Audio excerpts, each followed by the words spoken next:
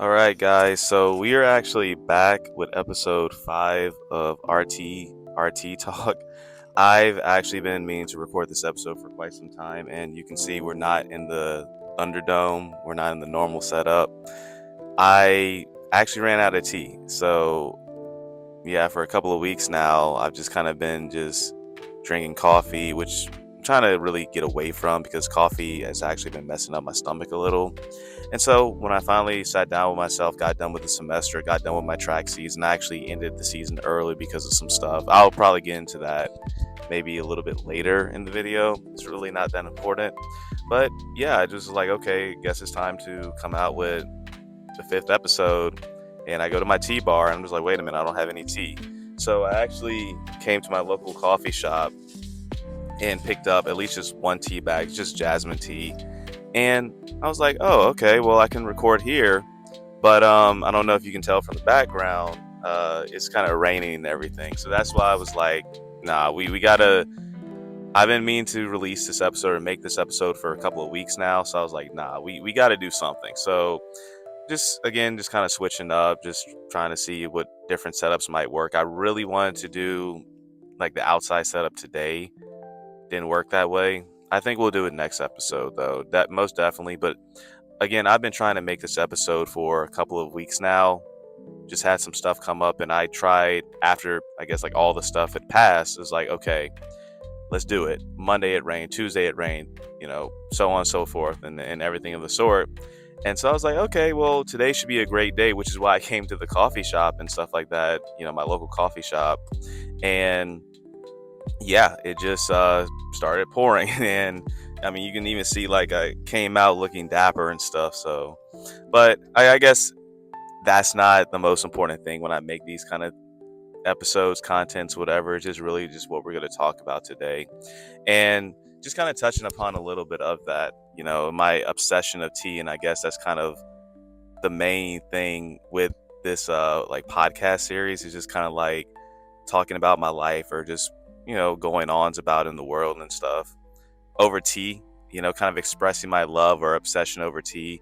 But it really had me thinking, and then especially considering just how my season ended with track and just a couple of other things in my life, it just made me start thinking about how obsession can really be harmful. Well, for the most part, can be harmful, and is something that we should try to strive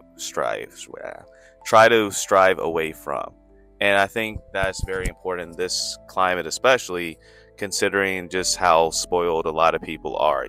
We have access, or most people, I would say, in the United States have access to a roof over their head, water, food, things of the sort.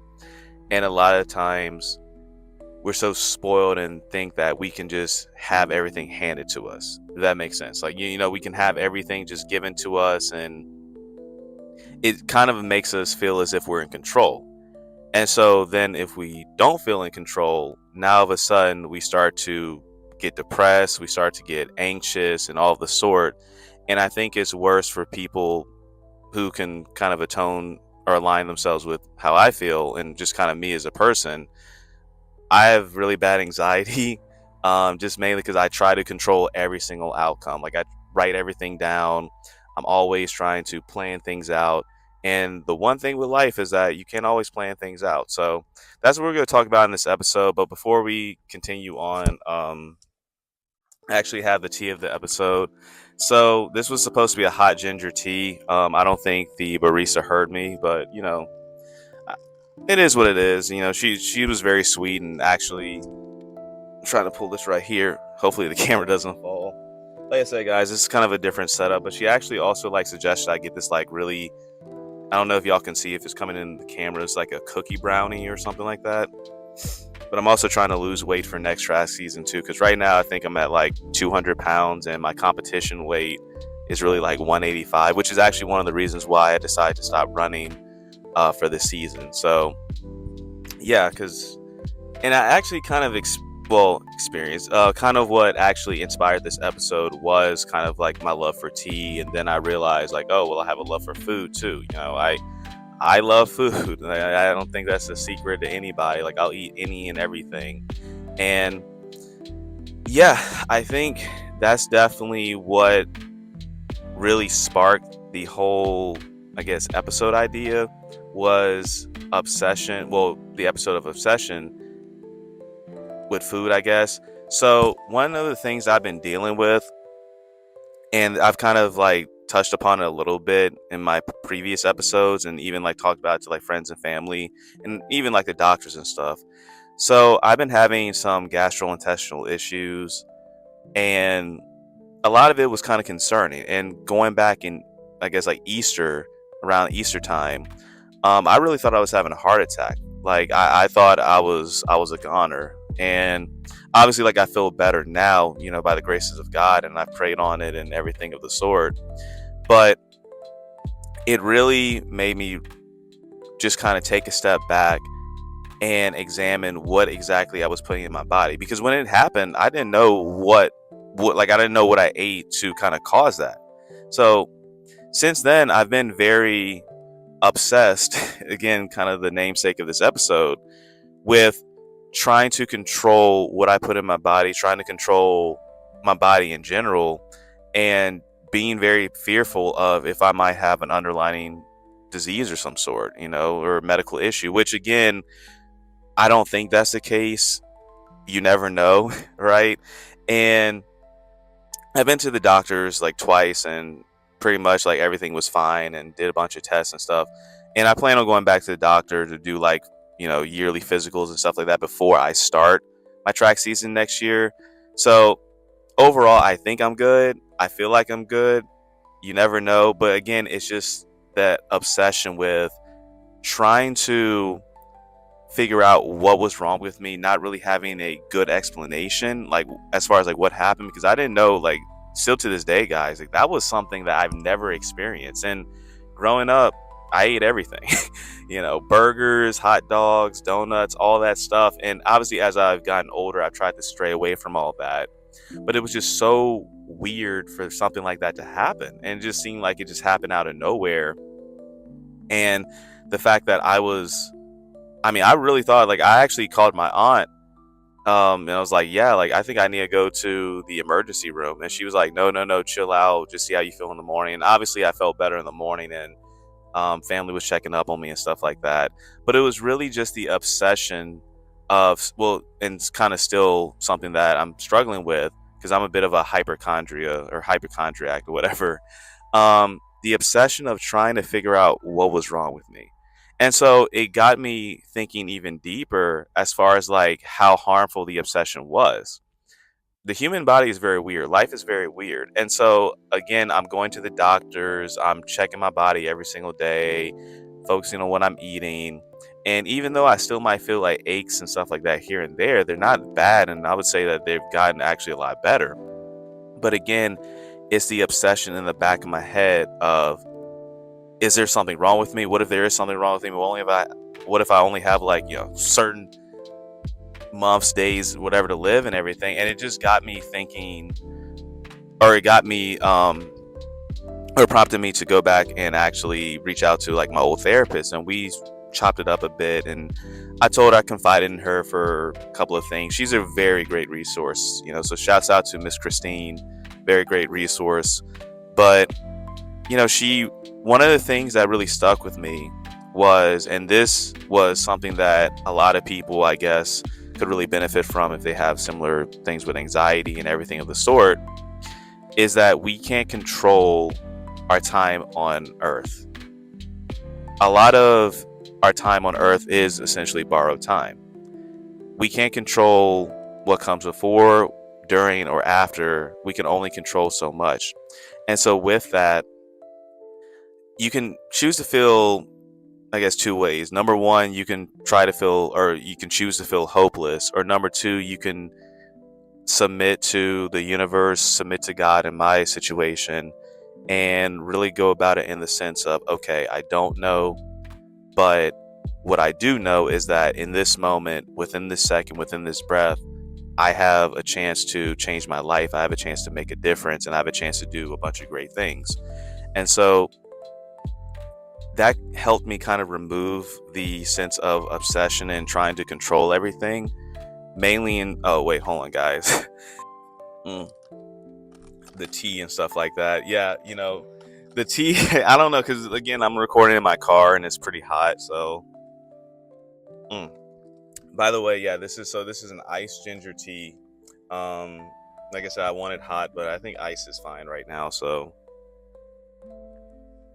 it's really good, really, really good. But yeah, I just think overall, dealing with obsession and everything, whenever you realize that you can't control everything and you can't really control the outcome of, you can't control the outcome of everything per se, you start to realize that there's really nothing to worry about.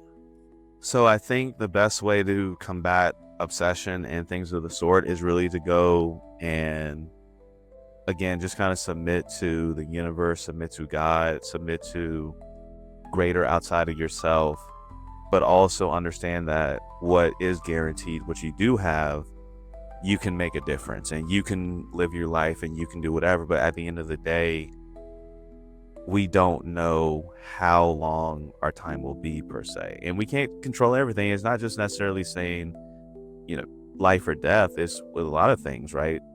We can only control so much, but whenever we try to control, that's where the obsession really kind of lies in. I think the obsession lies in fear a lot of times.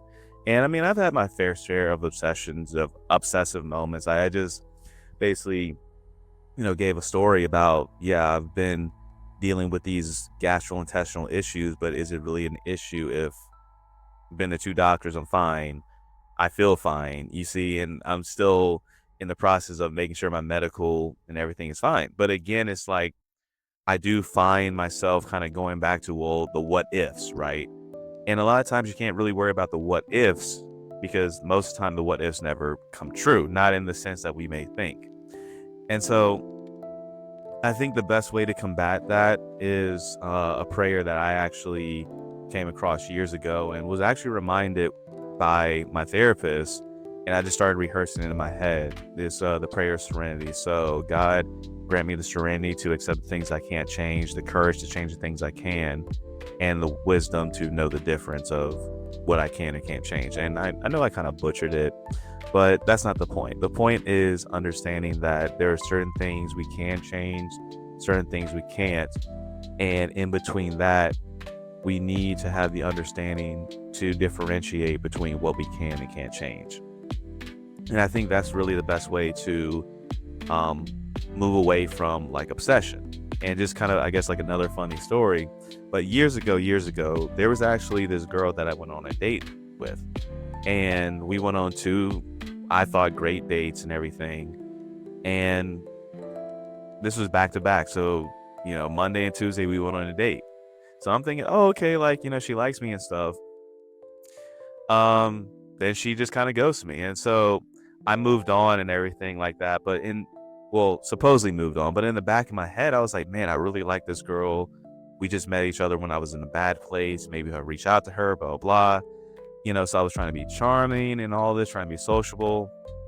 But I just asked her one day, I was like, it's obvious that you really don't want to associate with me, which is fine. It's fine. And I had already moved on at this point. But why? Like, what was the deal? And she just said, I think you're a great guy. I think you're attractive. I'm just not attracted to you. So it's not necessarily like, at that point, it wasn't a hard pill to swallow per se, but it was really one of those things I was just like, okay, I tried to control the situation. And then when I kind of backed off, I got my answer, right?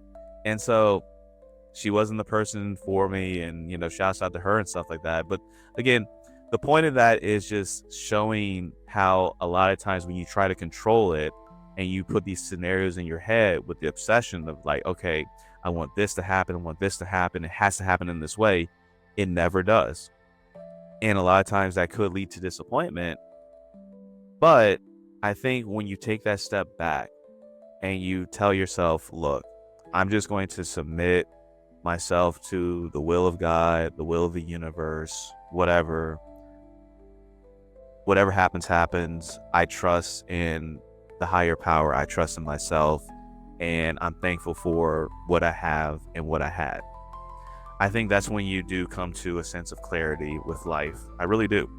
And so, just to kind of like top off the episode, because I don't really like making long episodes. I know this one's probably gonna be like 15 minutes or so, but I think when you're dealing with like obsession and things of the sort, the main thing you have to remember is that you can't think about the future because the future doesn't exist yet. The past doesn't exist anymore. What is certain is the present. And so, whatever may come or whatever was doesn't matter as long as you are celebrating the present, celebrating health, celebrating life, and one of the things that I've discussed with people is that they ask me like, well, how do you deal with the death of your mother? Because actually my mother passed away December 2018, and December was really growing up one of the most beautiful, one of the most fun months for us because we would always decorate Pooh Bear, Mickey Mouse, like all this stuff. We always had like a Disney themed Christmas, and so for her to pass away during what was our favorite month to celebrate, like seasonally, it kind of felt like a cruel joke. And so even though like her death still weighs on me, a lot of times I come back to the sense of if she was still here, how would she want me to act? That's why, even though my father and brother, other family members may irritate me, I still come back to center. I'm just like, you know what? I'm just thankful for what I have. And I know that my mother's soul, wherever she may be, she's proud of me. And so actually that kind of drove me to wanting to get back into my faith, get back into Christianity. Not saying that I was atheist or whatever, but just really kind of get back into church and really be more so in the community with faith and everything like that. But again, I'll talk about that in kind of a different episode. But the purpose of this episode was really to discuss obsession and how to move forward from that, kind of detailing certain things and things I've been dealing with, whether it's like my obsession with food, my obsession with health, or things of the sort. And again, sorry, because actually, crazy enough, the rain actually just stopped. I mean, you can kind of see in the windows that it kind of cleared up. So we probably could have recorded this episode if I waited a little bit longer. Didn't feel like that. So yeah, I think that's pretty much it on this one, guys. I'm just gonna finish drinking my iced ginger tea. It's really good. But yeah, I think we're gonna do like different setups from now on. The room setup was fine. I just personally didn't really prefer it because I just like to kind of branch out and look good, got the fit on and everything like that. So anyway, so that's pretty much it with this one. So again, the best way to combat obsession, I think, is to just kind of submit to things outside of your control. And whenever you try to control that, I think that's when you really get into those obsessive thoughts and that temptation, and you really harm yourself by trying to carry the weight of the world, because no one can. The weight of the world is too great. The only person that can carry the weight of the world is the Creator. And when you submit to God's will, I really feel like that's when everything starts to make sense. Even if it doesn't make sense now, it will always make sense in the future. But just in this period of time, in the present, to trust what you can trust. And again, the past doesn't exist anymore. The future doesn't exist yet. What exists right now is the present. So be thankful for what you have and move forward and smile and have grace and take care of yourself and drink some tea. Gotta love the tea. But yeah, so it's pretty much it for this one, guys. Love y'all. Episode 6 gonna be coming out soon. I always say that with these videos and then release like a month later, but I'm getting better. We're getting better. People are enjoying it. So yeah, it's a beautiful day aside from the rain. Well, even if it was still rain, it'd still be a beautiful day. It's always a beautiful day when you're, I can make videos, got internet, I got a car, got my mother's rosary. I don't know if it's coming in. I always keep my mother's rosary in my car just for like extra protection. So all right, that's pretty much it, guys. Love y'all. Peace.